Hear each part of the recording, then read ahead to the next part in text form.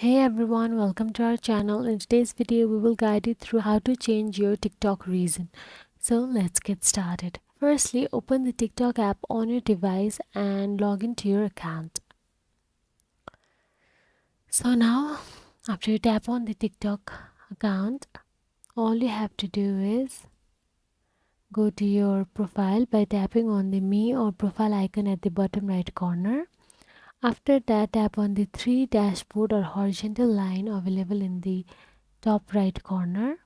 After you tap on it, you will get to see a drop down menu on your screen.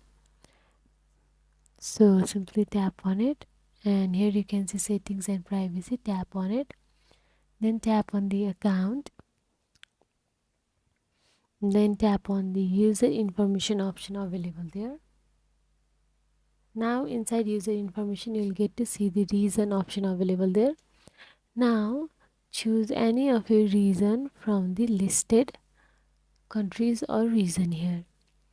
So that is it, guys. If you found this video helpful, please like, share and subscribe our channel, and thank you so much for watching.